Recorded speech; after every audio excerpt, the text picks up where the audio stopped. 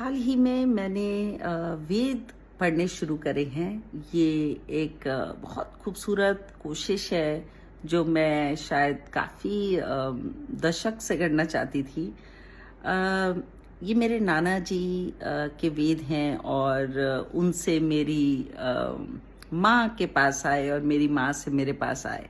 ये एक ऐसी पारिवारिक धरोहर है जिसे मैं सदैव संजो के अपने पास रखना चाहती हूँ। लेकिन कहते हैं कि ज्ञान को संजो के नहीं रखना चाहिए।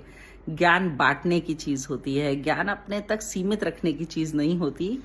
तो उस नोट पे आपके साथ एक बहुत खूबसूरत बात मैं शेयर करना चाहती हूँ कि जो वेद हैं, जब मैं उन्हें पढ़ रही थी तो मुझे अचानक पता लगा कि जिस भाषा में वो लिखे गए हैं, जिस हिंदी में वो लिखे गए हैं, वो थोड़ी सी कठिन है। और अचानक मैंने अपने पिता को संपर्क किया और उनसे पूछा कि क्यों मुझे पढ़ने में इतनी कठिनाई हो रही है, मैं समझ नहीं पा रही हूँ कि किस भाषा में लिखे गए हैं।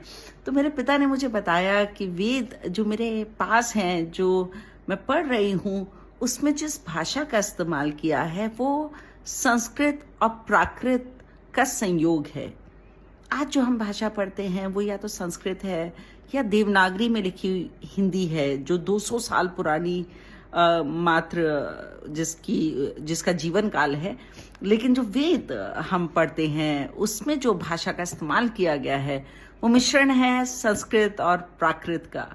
कितनी खूबसूरत बात कि हम छोटी छोटी चीज़ों में कैसे ज्ञान को संजो लेते हैं। लेकिन मात्र ज्ञान को संजोना काफ़ी नहीं है, ज्ञान को अपने से आगे बढ़ा के लेके जाइए, अपने लोगों के पास लेके जाइए, अपने दोस्तों के पास लेके जाइए, उनके साथ शेयर कीजिए ये इन्फॉर्मेशन।